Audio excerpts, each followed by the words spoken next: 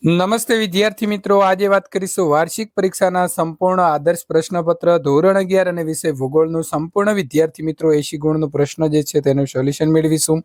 એ પહેલા ચેનલની અંદર પ્રથમ વખત આવ્યા છો તો મિત્રો ચેનલને ખાસ સબસ્ક્રાઇબ કરી દેવી. વિભાગે નીચે આપેલા પ્રશ્નોનો સાચો જવાબ A, B, C અને D માંથી પસંદ કરીને લખવાનો રહેશે અને 16 જે છે તે MCQ પ્રકારના પ્રશ્નો પૂછાશે. મહાન ભૂગોળવિદ કાર્લ રીટર કયા દેશનો હતો? તો જર્મનીનો હતો, એટલે સાચો જવાબ આવશે ડી. બિગ બેંગનો સિદ્ધાંત કોણે આપ્યો હતો? તો લી મિત્ર, એટલે કે સાચો જવાબ આવશે મિત્રો એ. પ્રશ્ન નંબર 3, ભૂગર્ભ એટલે કે કોરેમાં કયા ખનિજ તત્વો જે છે તે મુખ્ય છે? તો એ નિકલ અને લો. નંબર 4, કયો દેશ જ્વાળામુખીનો ઉપયોગ ભૂતાપીય એટલે કે જીઓથર્મલ ઉર્જા મેળવવા કરે છે? તો જાપાન. પૃથ્વી સપાટી ઉપર જલાવરણનો કુલ વિસ્તાર કેટલા ટકા છે? તો 71. નંબર 6, કયા પ્રકારની જમીન અને તળ ખડકોનું બંધારણ એકસરખું જોવા મળે છે? તો સવસ્તા નિયમ. નીચેનામાંથી કયો પર્વત ગેડ પર્વત છે? તો હિમાલય. નંબર 8, ભારતમાં હવામાન ખાતાની મુખ્ય કચેરી કયા શહેરમાં આવેલી છે? તો ડી, દિલ્હી. નીચેનામાંથી કયું પરિબળ સૂર્યઘાતના વિતરણ ઉપર અસર કરતું નથી? તો સી, મહાસાગરના પ્રવાહો. 10, યુએસમાં ચક્રવાત કયા નામે ઓળખાય છે? તો ટોર્નેડો. નંબર 11, દબાણના કયા પટ્ટાને નિર્વાત પ્રદેશ કહે છે? તો એ વિષુવવૃત્તીય લઘુદાબ પટ્ટ. નંબર 12, કયા મહાસાગરના કાંઠે ખંડીય છાંજલીની પહોળાઈ સૌથી વધારે છે? તો બી, આર્કટિક મહાસાગર. નંબર 13, જૈવિક વિવિધતાની દ્રષ્ટિએ અતિ સમૃદ્ધ દેશોની સંખ્યા કેટલી છે? તો 12. ચક્રવાત અંગેની અદ્યતન અને જીવંત આગોતરી જાણકારી મેળવી શકાય છે? તો એ ઉપગ્રહ દ્વારા. નંબર 15, જળ સ્વરૂપો કયા રંગ દ્વારા દર્શાવવામાં આવે છે? તો એ વાદળી. અને બે ક્રમિક અક્ષાંશ વૃત્તો વચ્ચે કેટલા કિલોમીટરનું અંતર હોય છે? તો 111 કિલોમીટર. વિભાગ બીની વાત કરીશું. નીચેના પ્રશ્નોના ઉત્તર એક વાક્યમાં આપવાના છે. ભારતનો પ્રવાસ કરી તેની ભૂમિ અને લોક જીવન અંગે વર્ણન કરનાર કોણ હતા? તો ઇબન બતુતા, એટલે મિત્રો સાચો જવાબ આવશે તેનો. પૃથ્વી સપાટીની પૃથ્વીનું કેન્દ્ર કેટલા કિલોમીટર ઊંડું છે? તો 6370 કિલોમીટર. ખંડ પ્રવહન સિદ્ધાંતને કઈ રમત દ્વારા સમજાવી શકાય છે? તો ખંડ પ્રવહન સિદ્ધાંતને જિંગ્સો ફીટની રમત દ્વારા સમજાવી શકાય છે. નંબર 4, ખનિજની ઘનતા શું છે? તમારા ઘરની આસપાસ બે ખનિજ શોધી તેની તુલના કરો. તો ખનિજની ઘનતા એ તેનું ભારેપણું દર્શાવે છે. ઘનતા ઊંચી હોય તો ખનિજ વધુ ભારે લાગે છે. ઉદાહરણ તરીકે લોખંડ Fe ની ઘનતા 7.8 ગ્રામ સેન્ટીમીટરનો ઘન મિત્રો હોય છે, જ્યારે ગ્રેફાઇટ તો સી માત્ર 2.2 ગ્રામ સેન્ટીમીટરની 3 હોય છે. મારા આસપાસ લોખંડ અને ગ્રેફાઇટ બંને જોવા મળે છે, જેમાં લોખંડ વધુ ધન અને મિત્રો ભારે છે. પ્રથમ શ્રેણીના ભૂમિ સ્વરૂપો જણાવો. તો ભૂમિખંડો અને મહાસાગરો પ્રથમ શ્રેણીના ભૂમિ સ્વરૂપો છે. ફેરલનો નિયમ જણાવો. તો ફેરલના નિયમ પ્રમાણે ઉત્તર ગોળાર્ધમાં વાતા પવનો પોતાની જમણી બાજુએ અને દક્ષિણ ગોળાર્ધમાં વાતા પવનો પોતાની ડાબી બાજુએ મરડા એટલે કે ફંટાય છે. નંબર 7, વિશ્વમાં સૌથી ઊંચા મોજા ક્યાં અને કેટલા ઊંચા જે છે તે ઉછળે છે? તો વિશ્વના સૌથી ઊંચા મોજા કેનેડાના ફંડીના અખાતમાં 15 થી 20 મીટર ઊંચા મોજા ઉછળે છે. નંબર 8, શું તમે કોઈ એવી પરિસ્થિતિની કલ્પના કરી શકો છો કે જ્યાં GIS અને દૂર સંવેદન ટેકનિક દ્વારા કોઈ મોટી સમસ્યા ઉકેલી શકાય? તો GIS અને દૂર સંવેદન ટેકનિક વન વિસ્તારોના વિનાશ, શહેરોના વિસ્તરણ અને હવામાન પરિવર્તન મોનિટરિંગ માટે ઉપયોગી થાય છે. ઉદાહરણ તરીકે વરસાદની ઓછા વિસ્તારો હોય ખેતી માટે GPS અને GISનો ઉપયોગ કરીને જળ સંસાધન વ્યવસ્થાપન થઈ શકે છે. વિભાગ સી, નીચે આપેલા પ્રશ્નોના સંક્ષિપ્ત જવાબ આપો. દરેકના 2 ગુણ છે. માનવ ભૂગોળના કોઈ પણ 4 વિભાગો જણાવો. તો આર્થિક ભૂગોળ, રાજકીય ભૂગોળ, સામાજિક ભૂગોળ અને વસ્તી વિષયક ભૂગોળ. સાયમા સ્તરમાં કયા ખનિજ તત્વો આવેલા હોય છે? તો મિત્રો સાયમા એટલે કે સીમા. શિયાળના નીચેનો પડ કે સ્તરને સીમા એટલે કે સાયમા કહે છે. SIનો અર્થ સિલિકા અને MAનો અર્થ મેગ્નેશિયમ થાય છે. સાયમા સ્તરમાં સિલિકા અને મેગ્નેશિયમના તત્વો આવેલા છે. જ્વાળામુખીના 3 પ્રકાર છે: સક્રિય જ્વાળામુખી, સુપ્ત જ્વાળામુખી અને વિદ્યાર્થી મિત્રો ત્રીજો આવશે નિષ્ક્રિય જ્વાળામુખી.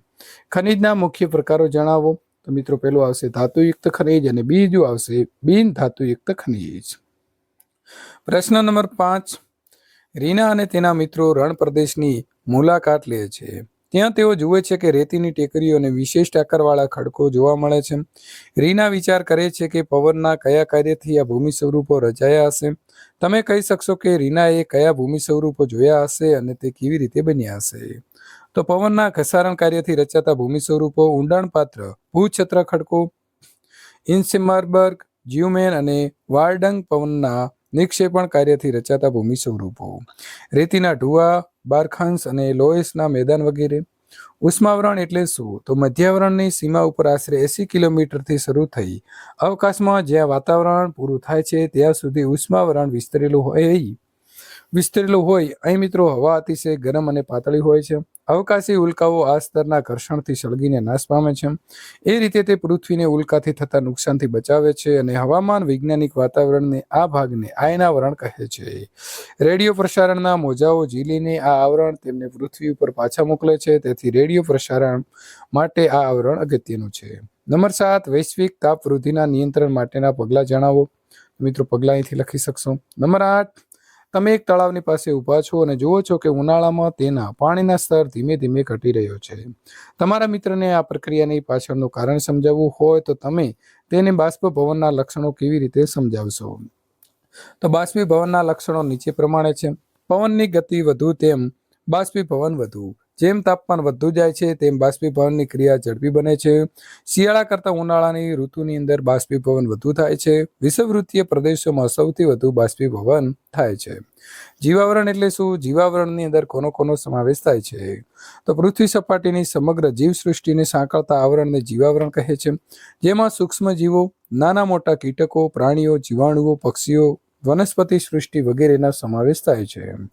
દુષ્કાળ તો વ્યવસ્થાપન એટલે કે મિત્રો અહીં એનું વ્યવસ્થાપન જે છે તે જણાવવાનું છે.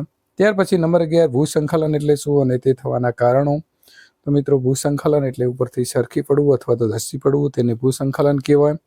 તેના કારણો છે ભૌગોલિક, ભૂરચનાકીય, ભૌતિક અને માનવીય.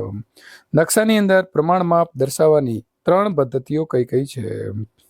તો વિદ્યાર્થી મિત્રો અહીં આપણને વિધાન પદ્ધતિ અથવા તો વિધાન માપ, અંકાતસ્ક પદ્ધતિ અથવા તો પ્રતિનિધિક અપૂર્ણાંક અને આલેખાત્મક માપપટ્ટી અથવા તો રૈખિક માપપટ્ટી. નંબર 13, સ્થળ વર્ણન નકશામાં પ્રાકૃતિક તત્વો એટલે શું? તો સ્થળ વર્ણન નકશામાં પ્રાકૃતિક તત્વોના સંદર્ભમાં પર્વતો, નદીઓ, મેદાનો, ઉચ્ચ પ્રદેશો, જંગલો, જળાશય વગેરે દર્શાવવામાં આવે છે. સ્થળ વર્ણનના નકશામાં સાંસ્કૃતિક તત્વોની કઈ કઈ વિગતોનો સમાવેશ થાય છે? તો વસાહતો, વસ્તી, કૃષિ, બંધ યોજનાઓ, શહેરો, ગામડાઓ, નગરો, પરિવહન માર્ગ વગેરેની વિગતોનો સમાવેશ થાય છે. વિભાગ ડી મિત્રો કોઈ પણ 7 પ્રશ્નોના જવાબ લખવાના છે અને મુદ્દાસર લખવાના છે. ભૌતિક ભૂગોળના પેટા વિભાગો જણાવી તેમનો ટૂંકમાં તમારે વર્ણન કરવાનું છે. નંબર 2, યુગ્મ તારક અને દય તારક ઉત્કલ્પના લખો. તો બંનેની વિદ્યાર્થી મિત્રો આપણે વ્યાખ્યા લખીશું. અહીં આપણે ફકરો વાંચીશું અને ફકરાના આધારે 3 પ્રશ્નોના જવાબ આપવાના છે. વિદ્યાર્થી મિત્રો 3 પ્રશ્નોના જવાબ આપણે આપી દીધા છે. ખડકોના કેટલા પ્રકાર છે અને કયા કયા? તો 3 પ્રકાર છે. જળકૃત ખડક, અગ્નિકૃત અને રૂપાંતરિત ખડક. 3નું વર્ણન કરીશું. મેદાન એટલે શું? મેદાનના પ્રકારો. તો મેદાનની વ્યાખ્યા, તેના 3 પ્રકારો, કિનારાના, ઘસારણ અને નિક્ષેપણના મેદાનો. ટૂંક નોંધ લખો. તાપમાન, વયુત્ક્રમણ. તો તેની ત્યાર પછી મિત્રો અહીં તમારે એક પ્રશ્નનો જવાબ જાતે લખવાનો છે. પ્રશ્ન નંબર 8, ટૂંક નોંધ લખો. મહત્તમ અને લઘુત્તમ ભરતી. રૂઢ સંજ્ઞાઓ નકશાની લઘુલિપિ છે, કારણ આપો. તો તેનું કારણ આપીશું. ત્યાર પછી નંબર 10 મિત્રો, દિશા શોધનની ધ્રુવ તારની રીત જણાવો. તો વિદ્યાર્થી મિત્રો એનું પણ સંપૂર્ણ જે છે તે આપણે અહીં સોલ્યુશન મેળવીશું. વિભાગ ઈની વાત કરીશું તો દરેક પ્રશ્નના 5 ગુણ છે અને કોઈ પણ 3 તમારે જે છે તે લખવાના છે. ભૂકંપની વિનાશક અસરો વર્ણવો. તો વિદ્યાર્થી મિત્રો એના જવાબ તમે અહીંથી મેળવી શકશો. ત્યાર પછી નંબર 2નો પ્રશ્નનો જવાબ જાતે તમારે લખવાનો રહેશે. પ્રશ્ન નંબર 3, 5 પ્રશ્નો આપ્યા છે અને ઉપર ફકરો છે, તો તેના આધારે 5 પ્રશ્નોના જવાબ મેળવીશું.